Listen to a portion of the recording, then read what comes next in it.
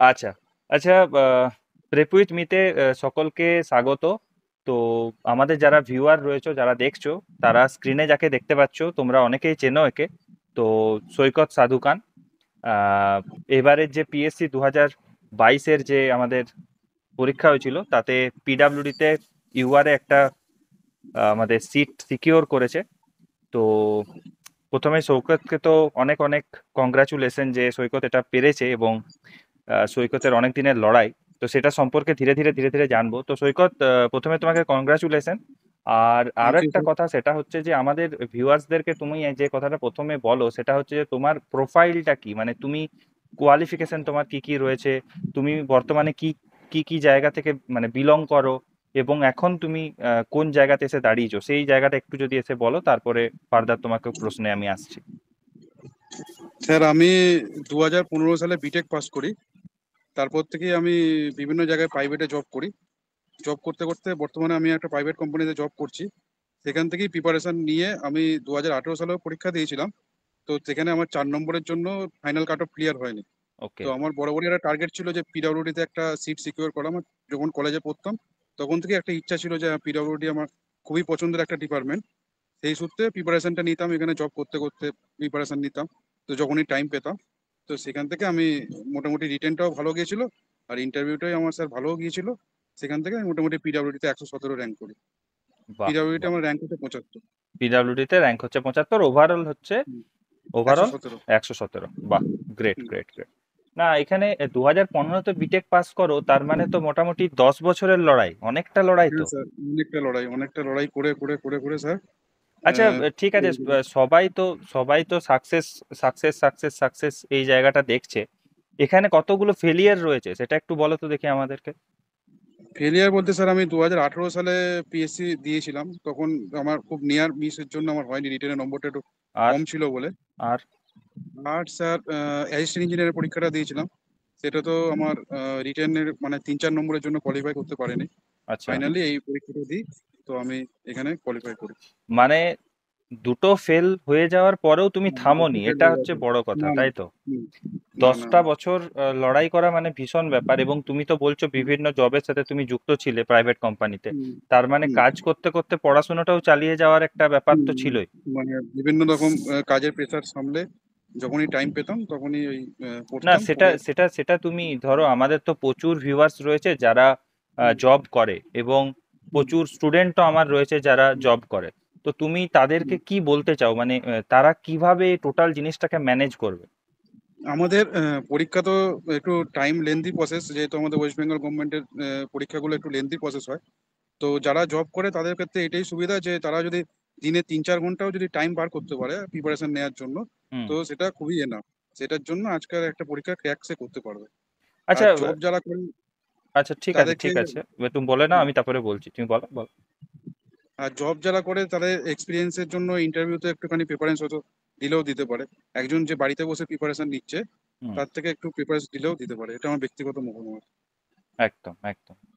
না দেখো, আমরা তো সবসময়, আমি যখন ইন্টারভিউ গাইডেন্সের কথাও বলেছি বা ফ্রিতেও যখন কথা বলেছি, সেক্ষেত্রে একই কথা বলেছি, যাদের এজটা 30-এর হুম, কাছাকাছি বা 30-এর কাছাকাছি হুম, পৌঁছেছে, বা যাদের হুম, হয়তো 4-5 বছরের একটা এক্সপিরিয়েন্স আছে, তো হ্যাঁ, তারা সবসময় কিন্তু এই যে আমাদের যে প্যানেলগুলো বসে, তাদের কাছে কিন্তু হুম। প্রেফারের জায়গাতে সবসময় থাকে। সো একটু হলেও মানে তাদের একটুখানি তাদের মানে মানে পার্সোনালিটি একটু তাদের থেকে একটুখানি উপরে থাকে। একদম একদম, তাদেরকে একটু হলেও কিন্তু এটা তো বায়াস চোখে দেখে, এটা বাস, এটা একদম ঠিক কথা, এটা এটা এটা আমার মানতেই ব্যক্তিগত হবে। মত। এবারে যেটা হচ্ছে যে এই এই কথাটা বলার কারণটা এই কারণে, কারণ আমাদের প্রচুর ভিউয়ার্স রয়েছে, এবং আমাকে কন্ট্যাক্ট করছে এরকম অনেকেই আছে যারা এই রিসেন্টলি বিটেক কমপ্লিট করেছে বা ডিপ্লোমা কমপ্লিট হুম, করেছে। দিয়ে প্রশ্ন করছে যে দাদা, আমি কি 2 বছর কন্টিনিউয়াস মানে বসে যাব, বসে পরে আমি কি চেষ্টা করব, না কি আমি কোনো একটা জায়গায় জয়েন করে তারপরে আমি বেসরকারিতে যাব? তো আমার মনে হয় তুমিও আমার সাথে একমত হবে যে কোনো একটা জায়গাতে প্রথমে ঢুকে যে কিছুটা সেটাই ঠিক। এক্সপিরিয়েন্সকে গেদার করে তার হুম, সাথে পড়াশোনা চালিয়ে যাক, বা তিন হুম, চার বছরের একটা এক্সপিরিয়েন্স তৈরি হয়ে গেল, তারপরে যে হুম, যদি সে একটা কিছুদিনের জন্য বসে বা গ্যাপ নেই, যে মাঝখানে আমি একটা বছর হুম, গ্যাপ নিয়ে দেখবো, হুম, সেটা হুম। অনেক বেশি বেটার, তাই না? একদম, তোমার কি মনে হয়? একদম, একদমই স্যার ঠিকই বলেছেন। যখন কোনো নোটিফিকেশন বেরোলো, সে প্রিপারেশন জবে ঢুকে গেল, ডেলি 3-4 ঘন্টা করে পড়তে লাগলো। হুম এবার ধরুন একটা নোটিফিকেশন বেরোলো, সেখানে ধরুন 3-4 মাস ছুটি নিয়ে কি ব্রেক নিয়ে 6 মাসের ব্রেক নিয়ে তখন একটুখানি প্রিপারেশনটাকে স্পিড আপ করলো, তাহলে এটা মনে হয় আমার ক্ষেত্রে খুব ভালো হবে। হুম। মানে নতুন যারা রয়েছে তাদের জন্য এই জায়গাটা অনেকটাই বেটার, অনেকটাই হ্যাঁ, বেটার। হ্যাঁ, ঠিক ঠিক ঠিক। একদম। আচ্ছা, আরেকটা আরেকটা জিনিস যে তুমি তুমি যে ধরো আজকে এই জব করতে করতে যে পড়তে বা সময়গুলো টাইমটাকে কাজে লাগাতে তুমি যে 3-4 ঘন্টার কথা বলছো, তো তুমি তোমার স্ট্র্যাটেজিটা কি থাকতো যে আহ, একদম শর্ট নোটস করে পরে তারপরে আমরা পড়াশোনা করব, নাকি একটু আগে কনসেপ্ট বা থিওরিটাকে কমপ্লিট করে নিলাম দেন আমি তারপরে এমসিকিউ প্র্যাকটিসে যাব, মানে কোন দিকটাকে বেশি জোর দিতে? দেখুন স্যার, আমার তো যখন নোটিফিকেশন বেরোয় তখন বেশি দিন টাইম ছিল না। তো হুম। আমি মোটামুটি যখনই টাইম পেতাম তখনই আমি হয় এমসিকিউ প্র্যাকটিস করতাম, আর সঙ্গে সঙ্গে আমি থিওরি ক্লাসগুলো দেখতাম, থিওরি কনসেপ্টগুলো ক্লিয়ার করতাম। আর বিভিন্ন আচ্ছা। প্রিভিয়াস ইয়ার যে কোশ্চেনগুলো ছিল সেখান থেকে প্র্যাকটিস করতাম, দেখতাম আমার কত আসছে, কত 70% আসছে কি 60% আসছে। আর যে যে জায়গাগুলো আমার মানে ছিল না, বাকি ছিল, মানে যেগুলো আমার ভুল হচ্ছে, সেইগুলোকে বেশি করে অ্যানালিসিস করতাম যে কেন এগুলো ভুল হচ্ছে, সেগুলোতে বেশি জোর দিতাম। সেই করেই প্রিপারেশনটা আমার চলতো আর কি। আচ্ছা আচ্ছা আচ্ছা, বেশ বেশ। তো আহ, তুমি তো জানোই ভালো করে আমাদের এই যে প্রেপ উইথ মি, এটা তো বেশি দিন এই চ্যানেলটা খোলেনি, আমরাও বেশি দিন আচ্ছা, মানুষজনকে সার্ভ করতে পারিনি। তো তুমি তো রিটেন পরীক্ষাতে অলরেডি মানে অলরেডি কোয়ালিফাই করেছিলে, তো তারপরে হ্যাঁ স্যার। প্রেপ উইথ মির সাথে তুমি যুক্ত হয়েছো বা আমার কাছ থেকে তুমি কিছু হলেও গাইডেন্স পেয়েছো। তো প্রেপ হ্যাঁ উইথ স্যার। মি এর এই ইন্টারভিউ গাইডেন্সের জায়গাটা নিয়ে তুমি কি বলতে চাও? PF with me sir interview গাইডেন্সটা আমাদের খুবই হেল্প করেছে। আমরা জানতে পেরেছি বিভিন্ন টাইমে কি মানে কিভাবে প্রিপারেশনটা নেবো, যেহেতু আমাদের ইন্টারভিউটা অনেকটা লেন্দি প্রসেস ছিল, মানে 9 মাস ধরে প্রায় চলছিল। হুম। তো একটা বিভিন্ন একটা যুক্ত গাইডেন্স না পেলে ঠিকঠাক, তো আমি মাঝপথে ঠিকঠাক বুঝতে পারতাম না যে কিভাবে ইন্টারভিউটা দিতে হবে বা কিভাবে চলতে হবে, কিভাবে গ্রুমিং।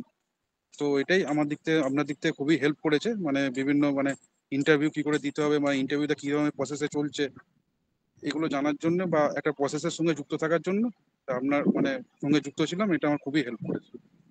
আচ্ছা, আর আমাদের তো ডেলি রিপোর্ট গুলোও তো তোমাদেরকে কিছু না কিছু তো হ্যাঁ, হেল্প তো ডেইলি রিপোর্ট, অবশ্যই করেছে, তাই না? ওটাই ওটাই স্যার, ওইগুলোই বলছি স্যার। ওই মানে ডেইলি রিপোর্ট গুলো আপনার যে গাইডেন্সটা ছিল, মানে কিভাবে প্রসেসটা চলছে ইন্টারভিউতে, এইগুলো সব আপডেট গুলো পেতাম। তো এইটা আমাদের প্রিপারেশন নিতে খুবই হেল্প করেছে। Great great. আচ্ছা, ঠিক আছে, এত দূর অবধি তো সব ঠিক আছে। তো নেক্সট থিঙ্কিং কি তোমার ব্যাপারে, এবার একটু গল্প করি যে নেক্সট থিঙ্কিংটা কি তোমার? তুমি এইখানে জুনিয়র ইঞ্জিনিয়ারেই সেটেল হয়ে যেতে চাইছো, নাকি বড় কোনো ড্রিম রেখেছো যে অ্যাসিস্ট্যান্ট ইঞ্জিনিয়ার এলে এবারে দেখতে হবে? হ্যাঁ স্যার, প্রিপারেশন তো যেহেতু আছে, এত খেটেছি তো প্রিপারেশন তো সেটা আছে। সেটা যখন রেজিস্ট্রি ইঞ্জিনিয়ারের জন্য অবশ্যই বসবো। তো আমি স্যার হ্যাপি, আমি যে ডিপার্টমেন্ট পেয়েছি আর মানে একটা পেয়েছি সেটাতে আমি হ্যাপি আপাতত। তো ফিউচারে প্রিপারেশন নেবো, সেটা আবার যখন মানে নোটিফিকেশন একটা বেরোবে। দিক সিকিওর হয়ে গেল, পিছনের একটা ব্যাকআপটা দিক তৈরি হয়ে গেল, তাই তো? ব্যাপারটা সব তৈরি হয়ে গেল, এবার ফিউচার মানে প্ল্যানিং করা যাবে। Great great great. না, এটা তো দরকার একটা, তোমার হাতে যখন তুমি রয়েছে যে একটা চাকরি রয়েছে, পিডাব্লিউডির মতো একটা ডিপার্টমেন্ট রয়েছে, তারপর তো তুমি সেখানে অবশ্যই চেষ্টা করা উচিত যে একটা আরো বেটার যদি কিছু পজিশন পাওয়া যায়, অ্যাসিস্ট্যান্ট ইঞ্জিনিয়ার একটা লাগানো যায় বা যেহেতু পলিটেকনিক আমাদের সেক্টরের প্রিপারেশনটা দিকে যাওয়া অলরেডি যায়। হয়ে আছে, তো একদম এই একদম, সময় প্রিপারেশন তো হয়েই আছে। ঠিক ঠিক ঠিক। হ্যাঁ স্যার, ওটা কাজে লাগিয়ে যদি বেটার কিছু করা যায় তখন অবশ্যই চেষ্টা মানে করবো। আলটিমেটলি তুমি প্রাইভেট জবে যেটা করছিলে তোমাকে এখানে এসেও হুম, সেই জিনিসটার উপরে জোর দিতে হবে, ওই দিনে 3 থেকে 4 ঘন্টা তোমাকে কিছু হ্যাঁ হলেও স্যার, অবশ্যই একটু অবশ্যই পড়াশোনার সাথে টাচে থাকতে হবে। পড়াশোনাটা করতে হবে। হ্যাঁ স্যার, ঠিক অবশ্যই। ঠিক ঠিক। না, খুবই খুবই ভালো, খুবই ইন্সপায়ারিং ব্যাপারগুলো। আচ্ছা, এই 10 বছর যে তুমি এইভাবে খেটেছো, তো কখনো মনে আচ্ছা। হয়নি যে না আমি ছেড়ে দিই? প্রচুর ছেলে আমাকে ফোন না করে না স্যার, বলছে, প্রচুর না। স্টুডেন্ট বলছে যে স্যার আর আমার দ্বারা হবে না, এটাই আমার শেষ চান্স ছিল, আর আমি চান্স নিতে পারছি না। হ্যাঁ, ভরসা নেই আর কোনো এই পশ্চিমবঙ্গের। তো তুমি কি বলবে তাদেরকে? তোমার কি কোনোদিন এরকম ডিমোটিভেশন এসেছে? আমি স্যার নিজের নিজের স্টোরি বলছি। আমি 2018 সালে যখন ফেলিওর হই, তখন আমার খুবই ভেঙে পড়েছিলাম মনের দিক থেকে। তখনই আমি চিন্তা ভাবনা করে নিয়েছিলাম পরের যে নোটিফিকেশন বেরোবে, যখনই পরীক্ষা বেরোবে সেটা আমি লাগাবোই। তার জন্য আমাকে যে যা কিছু করতে হয় বা যা যতখানি এফোর্ট দিতে হয়, তো ততখানি দেবো। বাকিটা কিছু মানে ভাগ্যও থাকে, মানে ভগবানের আশীর্বাদও থাকে, বিভিন্ন আশেপাশে মানুষদের সবারই মানে সাহায্য থাকে। তবে চেষ্টা করতে হবে, ভেঙে পড়লে হবে না। নেক্সট যখন বেরোবে সেটাকে একদম 100% নিজের দিক থেকে এফোর্ট দিতে হবে। বাকিটা উপরওয়ালাও কিছুটা ভগবান, ভাগ্য, এগুলো তো থাকেই। আর এই চাকরি একটা পেলাম না বলে আমার কি সবকিছু হয়ে গেল, সেটাও ভাবার কোনো কারণ নেই। বেটার অপরচুনিটি আসবে, সবাই পাবে। এটা আমি নিজেই অনেকদিন পরেই চাকরি পেলাম, আমার এজটাও তো অনেকটা, 32 মতো। তো অতটা আচ্ছা, ভেঙে পড়ার কিছু নেই। কোনো না কোনো সময় ভালো কিছু হবেই, সবারই ভালো কিছু হবে। মানে ভেঙে পড়ে পড়ে পালিয়ে যেয়ে লাভ না নেই, না না চেষ্টা করতে না হবে না, এবারে পালিয়ে গিয়ে এরকম। পড়ে চেষ্টাই করতে হবে। হ্যাঁ, এরকম ভাবারও ব্যাপার নেই যে আমার চাকরিটা হলো না তার মানে আমার হলো জীবনটা মানে শেষ হয়ে গেল। জীবনটা শেষ হয়ে গেল, এরকম কোনো ভাবার কিছু দরকার নেই। অপরচুনিটি আসবে, হয়তো এর থেকে তারা অন্য কিছু বেটার অপরচুনিটি পেয়ে যেতে পারে, বা অন্য কিছু ভালো পেতে পারে যারা পেলো না। একদম একদম একদম। না, হুম, সব মানে সেই আবার সেই একই কথা হয়ে যাবে সেই সবাইকার তো জেতা সম্ভব নয় একটা যুদ্ধে, তো না, সবাই জিততে পারবে না।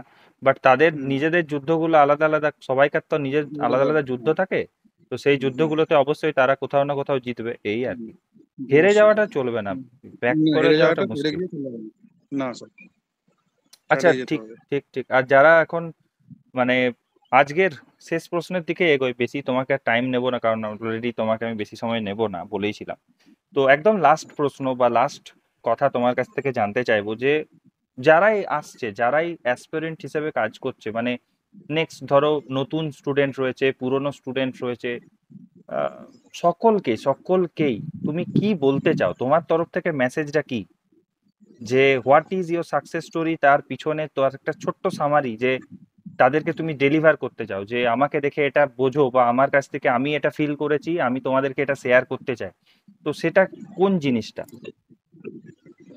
কোন জিনিসটা বলতে স্যার, আমি যখন আগের বারে পাইনি, সেখান থেকে একটা শিক্ষা নিয়েছিলাম যে আমার কোন জিনিসটা আমি ল্যাক করছি, বা ইন্টারভিউতে কোন জিনিসটা আমি ভুল করেছি, সেটা আমি এবারে ইউটিলাইজ করেছি। আর চাকরি করতে করতে যারা চাকরি করে জব ক্যান্ডিডেট, তারা ডেলি 3-4 ঘন্টা করে যদি চেষ্টা করে মন থেকে, তো আমার মনে হয় কোনো না কোনো তারা ডিপার্টমেন্ট বা কোনো কোনো ভালো চাকরি পাবে।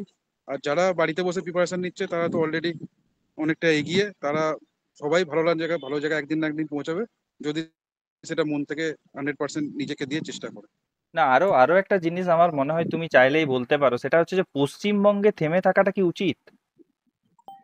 না না, স্টেটেও সেন্ট্রালও চেষ্টা করতে হবে, হ্যাঁ, স্টেটেও এই চেষ্টা করতে হবে, কথাটাও এই সেন্ট্রালের কথাটাও চাকরি একটু চেষ্টা করতে বলো হবে। না সকলকে, এই কথাটাও একটু সকলকে বলো যে হুম, একটু চেষ্টা করুক। তার কারণ হচ্ছে পশ্চিমবঙ্গের যে অবস্থা কোনো তো আমরা যে কোনো দেখতে পাচ্ছি দিনকে দিন কোন যে দিকে কোনো এগোচ্ছি আমরা। যে যে কোনো চাকরি নোটিফিকেশন বেরোলে সেখানে ফর্ম ফিল আপ করে সেটা চেষ্টা করাটাই ভালো।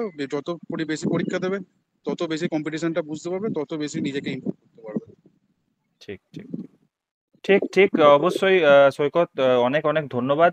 তোমার বাড়ির সকলেও নিশ্চয়ই অনেক খুশি এই ব্যাপারগুলোতে, তাদেরকেও মানে অনেক অভিনন্দন রইলো তোমার এই সমস্ত জিনিসের জন্য। যাই হোক, একটা সেটেলমেন্ট তোমার হলো তোমার লাইফে, এটার জন্য আমরাও খুশি। হ্যাঁ, ভালো থাকো। আর দেখতে চাই যে অ্যাসিস্ট্যান্ট ইঞ্জিনিয়ার হিসেবেও তোমাকে দেখতে চাই। নেক্সট বছর যখন আবার পরীক্ষা হবে সেখানে যেন অবশ্যই বেটার চেষ্টা করো সেখানে জয়েন করার, বা সেখানেও সাকসিড করার, এটা হচ্ছে একটা খুব বড় একটা ব্যাপার। আর ঠিক তুমি আছে। যেরকম লেগে আছো সেরকমই লেগে থাকো। বাকি যারা হেরে যাচ্ছ, যারা রোজ প্রতিনিয়ত মনে করছো যে আজকে আমি ছেড়ে দেবো, আজকে আর আমার দ্বারা হবে না, দেখো এখানে সৈকত কিন্তু 2018-র পরে কন্টিনিউয়াস আবার 2021-এর ওই পরীক্ষাতেও ও ফেল করেছে। তারপরেও হুম, লাগাতার লেগে থেকে 23, 24, 25 এতদিন পরে এসে পরেও কিন্তু সে আজকে হুম, একটা চাকরি সিকিউর করতে পেরেছে। তো একে হ্যাঁ। দেখে তোমাদের শেখা উচিত বা জিনিসপত্রগুলো বোঝা উচিত, মনকে শক্ত করা উচিত যে হুম, আমি পেছপা হব না। আমি মানে আহ, আজ হয়নি, ফিউচারে যে হবে না এমন কোনো ভাবার কিছু নেই। একদম ফিউচারে হয়তো ভালো কিছু হতে পারে। একটু টাইম লাগবে, একটু ধৈর্য লাগবে সরকারি চাকরির ক্ষেত্রে। ধৈর্য একদম হারালে হবে না।